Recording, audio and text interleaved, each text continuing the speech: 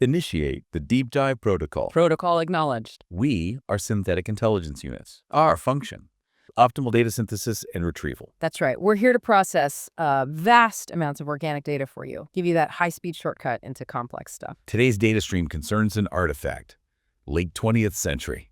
The Young Jedi collectible card game. YJCCG. And a quick logistical note. Apologies in advance if our vocal synthesis, well, mangles some organic names or, complex locations. Tatooine. Qui-Gon Jinn. Coruscant. Delicate sound structure there. We prioritize literal accuracy, sometimes at the expense of, elegance. Our mission parameters focus entirely on this game. Young Jedi, Decipher, 1999. Launched alongside the phenomenon that was Star Wars, Episode I, The Phantom Menace. And this wasn't just another card game hitting the shelves. No, it was quite strategic on Decipher's part. You have to remember the context. Their main game, the Star Wars customizable card game SWCCG, had become, huge. A Leviathan, really. Rules-wise. So many mechanics, edge cases, errata. The barrier to entry was, frankly, enormous for new players. Definitely. Our sources show Decipher observed the Pokemon playing youth movement. A massive market. Kids, younger players wanting accessible, collectible games. So Young Jedi was built intentionally as a contrast. Streamlined. A nice foil, as the designers put it, to SWCCG's deep complexity. And speed was key. The design mandate wasn't just fun, it was fast. Yeah, the target was, 10 to 15 minutes for a game? That meant stripping out a lot of the bookkeeping, resource management, movement phases, all that stuff from SWCCG. The focus shifted. Characters deploying quickly, raw combat power. That was the core loop. And, they really succeeded. It wasn't just some quick cash-in on the movie hype. No, it was genuinely well-regarded. Sources confirm Inquest Gamer magazine gave it CCG of the year. Which is pretty impressive for a game designed to be essentially simpler, an intro experience. It really speaks to the elegance of that initial design, finding that balance. Exactly. And that's what we're diving into today. We want to give you a full architectural breakdown. Card anatomy, core rules, strategic implications. Right through to the expansions. Dueling, pod racing, those added layers. Okay, so let's start at the beginning. The absolute foundation, the anatomy of a Young Jedi card. You gotta know the parts to understand the machine.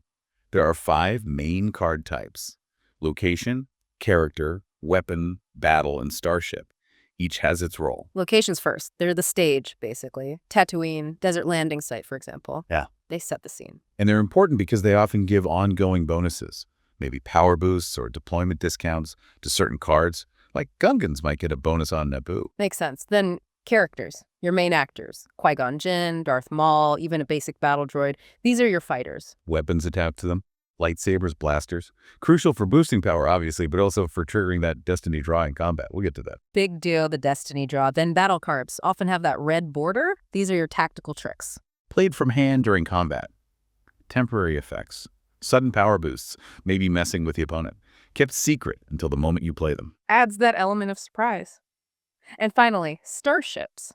These handle space stuff.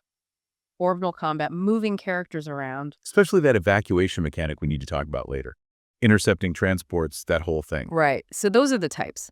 Now the numbers on the card, the core metrics. Let's start with deploy counters. Those little silver bars, that's the cost.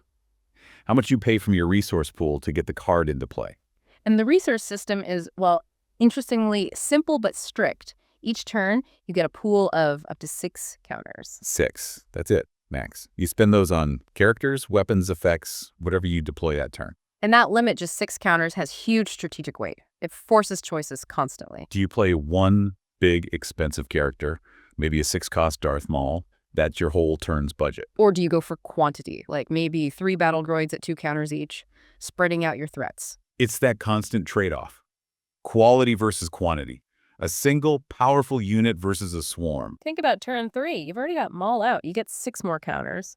Do you drop a 4-cost starfighter and maybe a 2-cost battle droid? Or forget the starfighter. Deploy 3 more cheap units to overwhelm the ground location. The simple number 6 hides a lot of depth there. Definitely. Okay, next number. Power. Pretty straightforward. Character's base strength. Yeah, Qui-Gon's power 5. That's his starting point. Before location bonuses, weapon draws, battle cards, just raw muscle. Then damage. This one's a bit counterintuitive sometimes. It's not about how much damage the attacker deals. It's about the punishment the loser takes. Right. If your character loses a fight, the winner forces you to discard cards from your draw deck. The number of cards you discard equals the winner's damage value. So high damage on your opponent's character is dangerous. It hits your deck directly, your life total, essentially. Which makes ducking the opponent, running them out of cards, a real aggressive way to win. Lose to a character with 5 damage, boom, 5 cards gone from your deck. Creates this interesting situation where even a low power character, if it has high damage, becomes a priority target because they can burn through your deck super fast. Makes combat a race against that card attrition. And finally, the destiny number. The little white number on Watto's chance cube image. Usually 1 to 6. Higher is generally better. This is your random element, key for the weapon destiny draw in combat. And, as we'll see, absolutely fundamental for pod racing later on. A card might have weak stats, but if it's Destiny 6, suddenly very valuable for that draw or for finishing a lap. Okay, beyond the numbers, we've got icons and symbols. These structure the whole deck building process. The 6 counter rule is your economy limit. The 6x10 rule, that's like the game's constitution. It forces diversity in your deck. You see those 6 colored dots: red, orange, blue, yellow, green, purple. For a legal 60-card deck, you need exactly 10 cards matching each of those colors. 10 red, 10 orange, 10 blue, and so on. Which is strategically kind of brilliant. It immediately stops you from just loading up on one type of card. Yeah, no 60 blue battle droid decks, no hyper-focused green Naboo strategy. You have to include different elements. It guarantees a certain balance. The colors often linked to functions, right? Red for battle cards, blue for Trade Federation, green for Naboo security, purple often locations and starships. So the 6x10 rule makes sure you always have a mix of tools available. Locations, combat tricks, different character types. Every game. Then you've got other symbols: rarity, set ID. You might see Darth Maul's face in the art tells you it's from Menace of Darth Maul. A 3-pointed star usually means common rarity, plus the collector number, of course. And then maybe the most vital distinction for gameplay: uniqueness. That symbol next to the title changes everything. Diamond cards versus stackable cards. Diamond cards first. These are your generics. Battle droids, blasters, basic Gungan soldiers. The diamond means non-unique. Common stuff. And the rule for these is super flexible. Play as many as you want. Have 10 on Naboo, 10 on Tatooine. Fine if you can pay for them. They're your expendable units, your swarm. Cannon fodder, basically. Contrast that with stackable cards. No diamond symbol, usually a stack icon instead.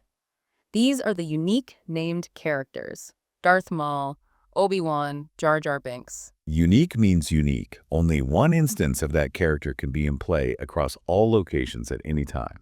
If Obi-Wan's on Tatooine, you can't play another Obi-Wan card to Coruscant. Forces careful positioning. Where do you commit your big hero? But here's the twist that gives them the stackable name.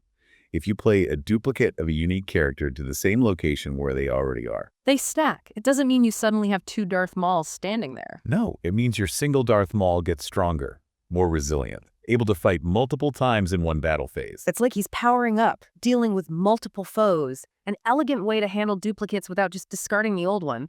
Boosts their combat endurance. Right. Which leads us nicely into Section 2.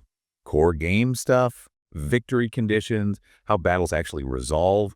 We know the parts, now how does the engine run? Okay, connecting this to the bigger picture. How do you win? Decipher kept it pretty clean, tied to the episode I Conflict. Main way. Control 2 of the 3 main planets. Tatooine, Coruscant, Naboo. Win a battle there. Stop your opponent deploying there later, you control it. Get 2, you win. Simple goal, but there's that alternate win condition we mentioned: decking. Run your opponent out of cards. If they can't draw during the mandatory even-up phase at the end of the turn, game over, you win. Which is why those high-damage characters are such a threat. They accelerate that deck-out clock, turns defense into offense in a way. And we should mention the third way, added later, the instant win pod race victory. But we'll save the deep dive on that one. Right. Before any winning happens, deck construction. We have the 6x10 rule, but also the 3-planet rule. Essential. Among your 10 purple dot cards, usually locations, starships, you must include at least 1 location for Tatooine, 1 for Coruscant, and 1 for Naboo. Yeah, prevents you from just ignoring a whole planet. Keeps the action potentially moving across all 3 fronts. Avoids stalemates if someone locks down just 2 locations. Okay, game start.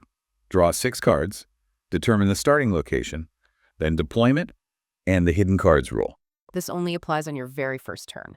Any character, weapon, or effect you deploy has to be face down. Hidden. Why? To stop turn 1 blowouts. Prevents you dropping your biggest hitter, like Maul, and immediately wiping out whatever tiny thing your opponent started with. Creates a little build-up phase. Let's both get something on the board before the fighting starts. Important note. Hidden cards are just things. You can't use their game text. Their abilities don't work until they flip face up at the start of your second turn. Right. So if a card says, when deployed, do X, and you play it hidden, you lose that ability. Forever. Got to be careful deploying utility characters hidden. Okay, location management. Action only happens at one spot at a time, the main location card between players. But you can change it. During your deploy step, you can play a new location card right on top of the old one. It's free. Locations don't have deploy counters.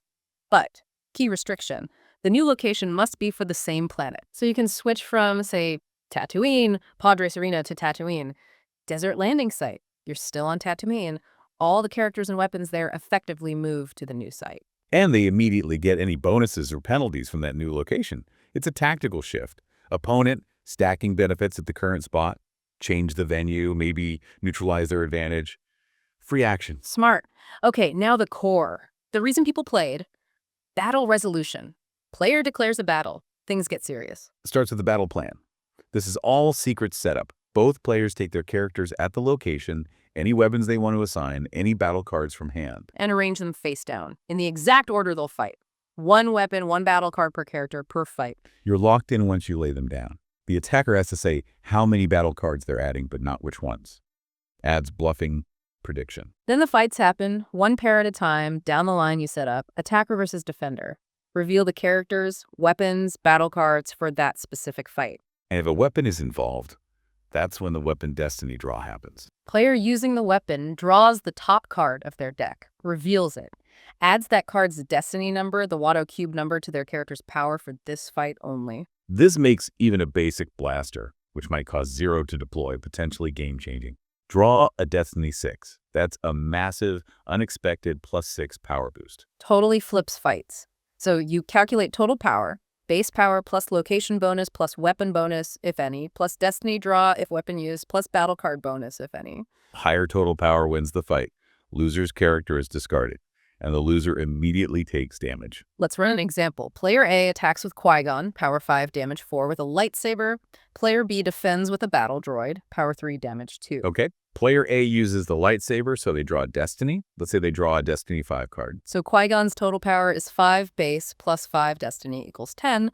Battle droid is just power 3. Qui-Gon wins easily. Now, damage. Player B, the loser, takes damage equal to the winner's damage stat. Qui-Gon's damage is 4. So player B discards 4 cards straight from the top of their deck. But wait, there's more. The battle phase isn't always over after the paired fights. We have breakthrough. This is the attacker's bonus. If the attacker had more characters in their battle plan than the defender had to assign opponents to. Meaning the attacker has leftover fighters who didn't get matched up. Exactly. Those characters break through the battle line. For each breakthrough character, the defender discards 1 extra card from their deck. So in our example, if player A attacked with Qui-Gon and 2 other characters, but player B only had that 1 battle droid. Qui-Gon fights, wins, forces 4 damage discard. Then, those 2 leftover attackers break through. Player B discards 2 more cards. That's 6 cards lost in 1 fight.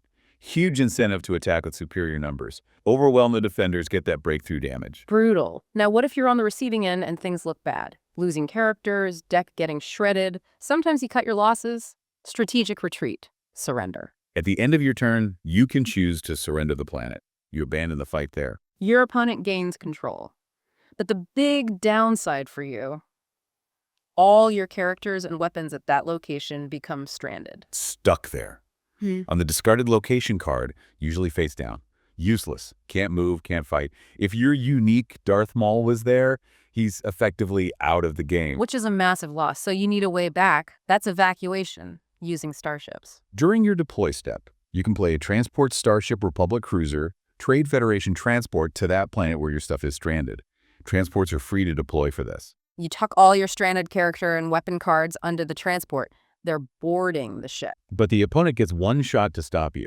If they have a starfighter in hand, the Boo Fighter, Droid Starfighter, they can play it immediately. Initiates a starship battle. Transport versus Starfighter Yeah. uses the same power destiny mechanics. If the transport loses that fight, disaster. All those stranded cards you were trying to save are discarded. Gone for good, high stakes. If the transport wins, or if the opponent just didn't have a starfighter to intercept, the evacuation is successful. You take all those recovered cards, shuffle them back into your main draw deck. They're back in circulation. The starships involved are then discarded. They flew off. Creates that risk-reward calculation. Is it worth potentially risking a free starfighter deployment just to save one stranded battle droid? Probably not. But to save your 6-cost unique hero? Absolutely. Worth the risk. It's a neat little subgame of recovery. Right. So that covers the core game flow. Now, Section 3. How Decipher added layers without making it SWCCG complex again. And here's where it gets really interesting. Expansions. First up, wildcards. Came in with Enhanced Menace of Darth Maul, designed to give flexibility with that strict 6x10 rule. You spot them by the white deck building dots. A white dot can count as any color for meeting your 10-card requirement for that slot. So if a card normally has, say, a blue dot, but this version has a white dot in the blue position, it can still count as one of your 10 blue cards. Or it could count as one of your 10 reds or greens, etc., depending on which color slot the white dot occupies. Let me clarify that slightly. A specific wild card has white dots in certain positions. For example, an objective might have white dots replacing the yellow, purple, and orange dots. That specific card could count towards your 10 yellow or your 10 purple or your 10 orange cards. Not any color universally, but any color whose position is marked by a white dot on that specific card. Right. Good clarification. It lets you splash powerful cards that might not fit your color quotas otherwise. Need that killer yellow battle card, but your yellow slots are full of pod racers. A wild card with a white dot in the yellow position solves that. Critically limited, you can only use one wild card to satisfy the requirement for each color dot category. Max 6 wild cards total in a 60-card deck. Prevents abuse, allows for strategic includes like objectives without breaking the 6x10 balance entirely. Okay, next big thing. The Jedi versus Sith minigame. From the Duel of the Fates expansion, fans wanted those epic lightsaber fights. Right. You needed specific dueling characters, Jedi, Sith, or Aurra Sing, and they had to have a lightsaber equipped. Then they could challenge an opponent at the same location. And dueling isn't regular combat. It's this special, risky mechanic using a temporary dueling hand. Both players draw cards from their main deck, the number of cards, equal to their dueling character's total power, base plus any bonuses. Immediately makes high-power characters better duelists. More cards, more options in that temporary hand. The duel itself is attack and block. Attacker plays a card from their dueling hand, uses its destiny number as the attack value. Defender has to block by playing a card from their dueling hand with the exact matching destiny number. Can't match it. Attack gets through. Unblocked, that's a hit. Take hits equal to or greater than your character's printed damage value. You're defeated. Simple, but tense. All depends on the cards you drew into that dueling hand. Yeah, the interesting history here. Initially, dueling was kind of weak. Yeah, the original rule. You could only duel another dueling character. And since most decks didn't run Jedi or Sith, often you just couldn't duel anyone relevant. Regular combat was usually better. Decipher saw this. June 1st, 2001, they issued a major rules change. Huge impact. Now dueling characters could challenge any single opposing character at the location. Doesn't matter if they're a duelist or not. Suddenly, those big beatstick characters who weren't duelists were vulnerable. Changed the whole meta. You had to respect the duel threat. Made Jedi and Sith way more viable. Big shift. And finally, the most out there mechanic, pod racing. From Boon to Eve pod race. A totally separate path to victory. It starts with the Boon to Eve classic objective card. It's a wild card, yellow, purple, orange dots usually. Starts in play off to the side, not on a planet. Right. To race, you deploy a pod racer pilot and their matching pod racer weapon card to that objective. Then the race is on. It's all about managing thrust and playing lap cards. Pilots gain thrust tokens, usually one per turn during the deploy step. Important rule change here, though. They capped thrust. Max 4 tokens per pilot now. Stops things getting too out of hand. That point. That thrust number determines how many lap cards with Destiny 1 through 6 you can play that turn towards completing a lap. A lap is playing cards sequentially. Destiny 1, then 2, then 3, all the way to 6. In order. Highly dependent on your draw. Which is where handling comes in. This is clever. A pilot's handling number is the last digit of their collector number. Weird, but that's how it works. If a pilot has handling 3, any card you draw with Destiny 3 can be played as a wild card during the race. It can substitute for any destiny number you need next in the sequence, 1, 2, 4, 5, or 6. Gives you much-needed flexibility against bad draws. Makes completing laps feasible. But there's a limit here too, right? Yep, max 3 cards played using handling per completed lap. You can't just handle your way through the entire 1 to 6 sequence. Still need some luck with the draws. The goal. Complete 3 laps. 3 full 1 to 6 sequences. Manage that. Instant win. Opponent immediately discards their entire deck. Game over. Abrupt. Decisive. Often infuriating for the person not racing. It's a huge strategic gamble. Dedicate deck slots and resources to racing. You're not fighting for planet control. You might just lose the race and have no board presence. Massive risk-reward. Really split the meta. Love it or hate it. Okay, that covers the core mechanics, the expansions. Brings us to the final protocol for this deep dive. Ah, the artifact retrieval portion. Indeed. As host, I acquired through complex probability modeling and superior strategic beverage consumption, a sealed Menace of Darth Maul booster pack. Translation. Won it in a raffle. The result is empirical. The pack is present. Before extraction protocol, the mandatory slogan recitation. Are your circuits prepared? Acknowledged. Standing by. Collect, play, trade, feel the force. Affirmative. Standard Decipher pack architecture, 11 cards. The rare or potential ultra-rare is always position 6. Face up for easy identification. Proceed with extraction. Droid unit host. Processing. Accessing layer 6. Rare pull sequence initiated. Complete. Card identified. Foil rare. Light side character. Jar Jar Binks. Gungan Chuba Thief. Card number F2. F2. First expansion foil. Collectors value these highly. The foiling process was pretty good back then. Strategically, though, we need to assess this unique, stackable Gungan. Ah, yes. The operation viability. Stats are present. But the textual data block is perhaps more revealing of the unit's core programming. Mandatory reading of the integrated quote is required. Please articulate the Gungan's documented existential query. Why Mesa always the one? Precisely. Should one incorporate this distinctive persona into a competitive light side framework adhering to the 6x10 constraints? Pros. Let's start positive. Pro 1. It's shiny. Very flashy foil. Opponent might be mesmerized, miss your actual winning play. Distraction tactics. Plausible deniability. Pro 2. Gungan synergy. It exists. Super Saver Gungans was a deck archetype. Cheap diamond Gungan swarming locations. Jar Jar's a Gungan. He can benefit from Gungan-specific location bonuses, theoretically. Okay, now the cons. Which feel significant? Con number 1. Liability. He's unique, stackable, low deploy cost maybe, but what happens if he gets stranded? Exactly. You surrender Naboo to save Qui-Gon. Jar Jar stuck there. A potentially dead card in hand later, useless on the board, until you risk an evacuation. Which brings us to con number 2, the evacuation cost benefit. Do you spend a turn deploying a free transport, potentially baiting out an opponent's starfighter and risking a starship battle, all to retrieve Jar Jar Binks? Is the strategic value of recovering a Gungan Chuba Thief worth that operational risk and resource expenditure, especially late game when every counter matters? It's questionable. Data suggests high collector value, high flavor value, competitive viability, niche, requires extreme dedication to the Gungan strategy to overcome the inherent risks of running a unique, non-essential character. A fantastic pull aesthetically, though. Agreed. Therefore, protocol dictates we honor this paradoxical pull with the traditional ritual limerick. Designation Binks will be used. There once was a Gungan named Binks, whose card gave opponents the blinks. A shiny, true rare, a visual flair, but deployment strategy shrinks. Analysis complete. Limerick structure sound captures both the aesthetic value and the strategic limitations. Protocol satisfied. Good. So, this deep dive has successfully processed the core systems of the young Jedi CCG, card types, the 6x10 rule, combat damage, breakthrough. And the expansion mechanics, wild cards, the evolution of dueling, the all-or-nothing gamble of pod racing. We hope this breakdown provides a solid foundation for understanding the strategic landscape of this unique Star Wars game. That 6 counter limit, the 3-planet rule, how damage fuels the deck out win con. It all weaves together. For our next deep dive protocol, we'll build on this. We'll analyze the first 3 major expansions in detail. Menace of Darth Maul, the Jedi Council, and Battle of Naboo.